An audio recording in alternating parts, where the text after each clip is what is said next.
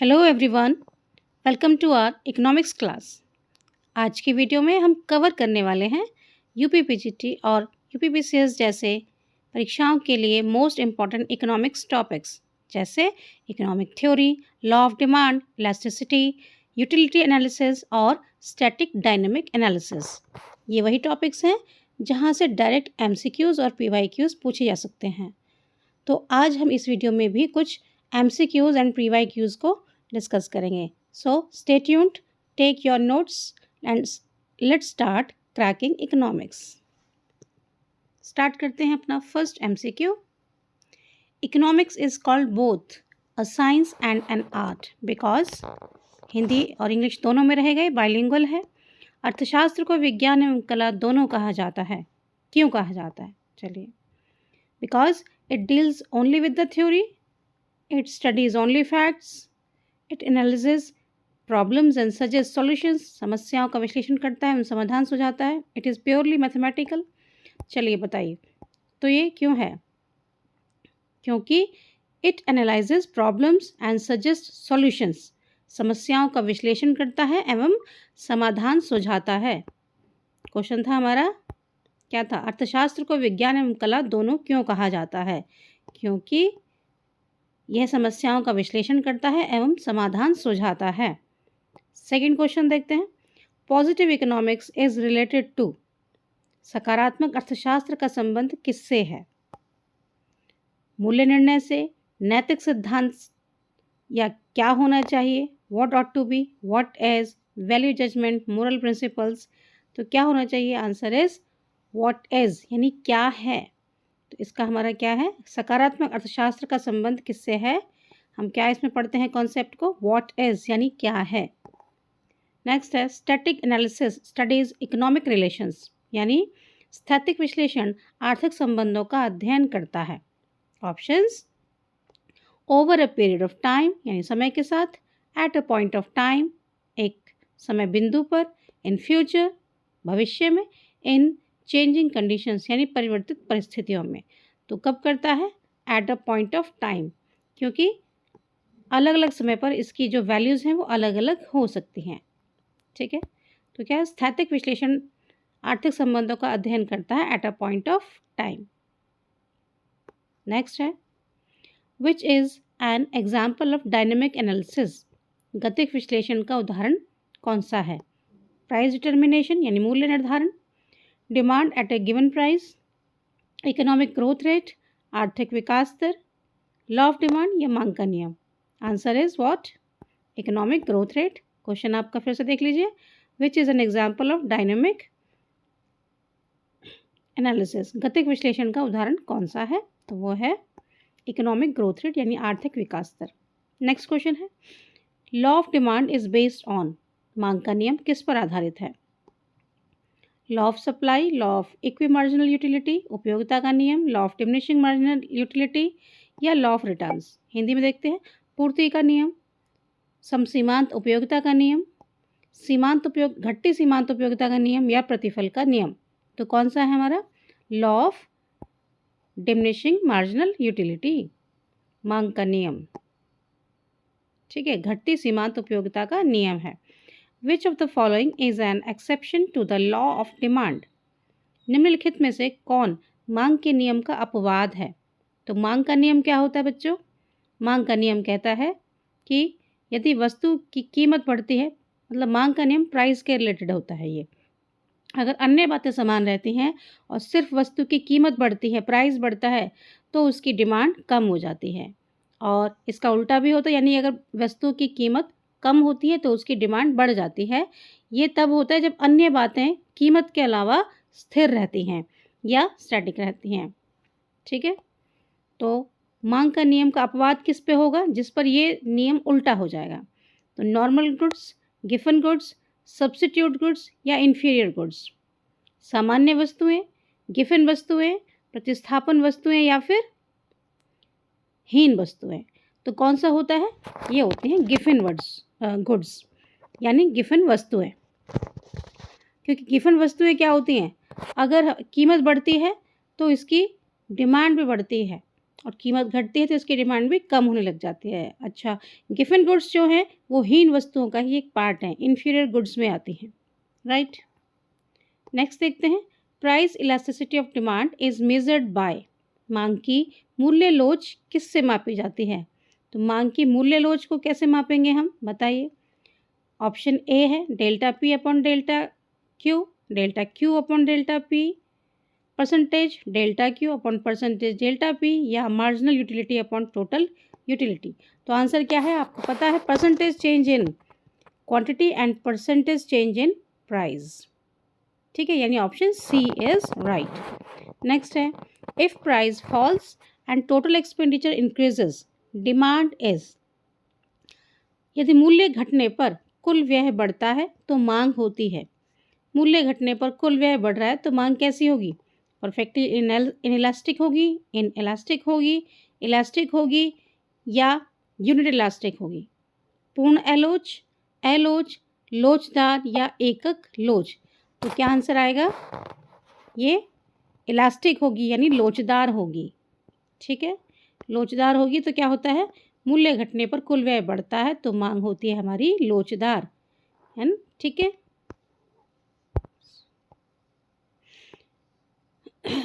If price falls and total expenditure increases, demand is elastic.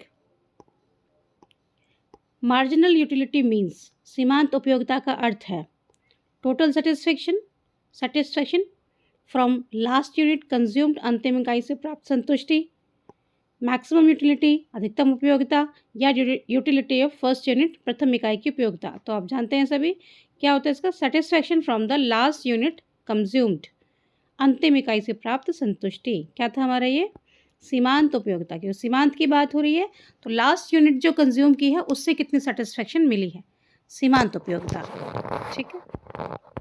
Law of diminishing marginal utility states that, घटती सीमांत उपयोगिता का नियम बताता है कि टोटल यूटिलिटी इंक्रीजेस, कुल उपयोगिता घटती है, टोटल यूटिलिटी डिक्रीजेस मीन्स कुल उपयोगिता घटती है, marginal utility decreases with more consumption, अधिक उपभोग पर सीमांत उपयोगिता घटती है, मार्जिनल यूटिलिटी रिमेन्स कांस्टेंट, सीमांत उपयोगिता स्थिर रहती है, और टोटल यूटिलिटी बिकम्स जीरो यानी कुल उपयोगिता शून्य हो जाती है।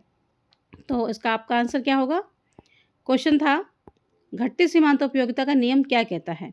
तो क्या है घटती सीमांत उपयोगिता, यानी जैसे जैसे आप यूनिट और कंज्यूम करते चले जाते हो तो आपकी जो उसकी यूटिलिटी है, उसकी उपयोगिता है वो घटती चली जाती है। तो अधिक उपभोग पर यानी marginal utility decreases with more consumption, option B, अधिक उपभोग पर सीमांत उपयोगिता घटती है। नेक्स्ट क्वेश्चन देखते हैं, ये PYQ है, what is the basis of the law of demand. यहाँ सिर्फ इसके आंसर दिए हैं, डायरेक्ट MCQ में था ये, लेकिन इसके डायरेक्ट आंसर लिए हैं मैंने। What is the basis of the law of demand, मांग के नियम का आधार क्या है। तो क्या होता है, मांग के नियम का आधार है law of diminishing marginal utility, घटती सीमांत उपयोगिता का नियम। What is the main feature of static analysis, स्थैतिक विश्लेषण की मुख्य विशेषता क्या है। Answer is absence of time element, यानी उत्तर में क्या होगा, समय तत्व का अभाव। Mention the methods of measuring price elasticity of demand, मांग की मूल्य लोच मापने की विधियां बतानी हैं। तो विधियां क्या होंगी हमारे पास, नंबर 1 परसेंटेज मेथड यानी प्रतिशत विधि, टोटल आउटले मेथड कुल व्यय विधि, पॉइंट इलास्टिसिटी यानी बिंदु की लोच, आर्क इलास्टिसिटी यानी चाप लोच। नेक्स्ट क्वेश्चन है, डिफाइन यूटिलिटी, उपयोगिता की परिभाषा बताइए। Utility is the power of a commodity to satisfy human wants. Utility क्या है, power of a commodity to satisfy human wants, किसी वस्तु की मानव आवश्यकताओं को संतुष्ट करने की क्षमता को हम क्या कहते हैं, उपयोगिता कहते हैं। क्वेश्चन है, consumer is in equilibrium when, यानी उपभोक्ता संतुलन की अवस्था में होता है जब मार्जिनल यूटिलिटी ज़ीरो होती है, मार्जिनल यूटिलिटी प्राइस से ज़्यादा होती है, मार्जिनल यूटिलिटी प्राइस से कम होती है, या marginal utility is equals to price. तो क्या है आपका answer, when marginal utility will be equal to price, option D. तो उपभोक्ता संतुलन की अवस्था में कब होता है, when marginal utility will be equal to price, option D is your right answer. Next question देखते हैं अब। Law of demand is based on, मांग का नियम किस पर आधारित है? अभी देखा था हमने, law of returns, law of supply यानी प्रतिफल का नियम, पूर्ति का नियम, या फिर law of diminishing marginal utility यानी घटती सीमांत उपयोगिता का नियम। तो यही है आंसर कि जो मांग का नियम है वो किस पर डिपेंड है? Law of diminishing marginal utility यानी घटती सीमांत उपयोगिता का नियम। ठीक है, तो आपका आंसर यही है C. The main characteristics of static analysis is, स्थैतिक विश्लेषण की मुख्य विशेषता है। Options are study of changes over time, समय के साथ परिवर्तन का अध्ययन, एब्सेंस ऑफ टाइम एलिमेंट, समय तत्व का अभाव, लॉन्ग रन एनालिसिस यानी दीर्घकालीन विश्लेषण, ग्रोथ ओरिएंटेड स्टडी, विकास उन्मुख अध्ययन। तो आपका आंसर क्या है? आपका आंसर होगा एब्सेंस ऑफ टाइम एलिमेंट। किसमें? स्थैतिक विश्लेषण की मुख्य विशेषता क्या है? उसमें एब्सेंस ऑफ टाइम एलिमेंट होता है। The main characteristics of static analysis is absence of time element. Option B is right. Next question है, price elasticity of demand is measured by, मांग की मूल्य लोच मापी जाती है। कैसे? मांग की मूल्य लोच हमने देखी थी, change in price over change in quantity, मूल्य में परिवर्तन बटे मूल्य मात्रा में परिवर्तन, change in quantity change in price, percentage change in quantity and percentage change in price, मात्रा में प्रतिशत परिवर्तन या मूल्य में प्रतिशत परिवर्तन, total utility upon marginal utility, कुल उपयोगिता सीमांत उपयोगिता। तुम्हारा आंसर क्या है? आंसर है मात्रा में प्रतिशत परिवर्तन। इसका हमने देखा था ऊपर, percentage change in quantity divided by percentage change in price. Option C. Next question है, यूटिलिटी मीन्स, उपयोगिता का अर्थ क्या है? अर्थ है क्या होगा? ऑप्शन ए दे रखा है, यूजफुलनेस ऑफ ए कमोडिटी यानी वस्तु की उपयोगिता, power to satisfy human wants. Yes, it is the answer. Option B, मानव आवश्यकताओं को संतुष्ट करने की शक्ति। तो यही होता है यूटिलिटी। ठीक है, option B is right. A consumer is in equilibrium when, उपभोक्ता संतुलन की अवस्था में होता है जब, अभी देखा था हमने, कब होता है? When marginal utility is zero यानी सीमांत उपयोगिता शून्य हो, या marginal utility is greater than price, सीमांत उपयोगिता मूल्य से अधिक हो, marginal utility is less than price, सीमांत उपयोगिता मूल्य से कम हो, या marginal utility equal to price. तो हमने देखा था when marginal utility will be equal to price, अभी ऊपर भी देखा था। अब ऑप्शंस में है आपके सामने, सीमांत उपयोगिता मूल्य के बराबर हो। नेक्स्ट है, dynamic analysis is related to, गतिक विश्लेषण का संबंध किससे है? अभी हमने विदाउट ऑप्शंस देखे थे ये क्वेश्चन। ठीक है, प्राइस डिटर्मिनेशन ये मूल्य निर्धारण होता है, demand and supply at a time, एक समय पर मांग और पूर्ति, इकोनॉमिक चेंजेस ओवर टाइम, समय के साथ आर्थिक परिवर्तन, या कंज्यूमर बिहेवियर। तो क्या था इसमें? आपका क्या होगा? इकोनॉमिक चेंज ओवर टाइम यानी समय के साथ जो आर्थिक परिवर्तन होते हैं वही हमारा क्या है? डायनेमिक एनालिसिस है यानी गतिक विश्लेषण है।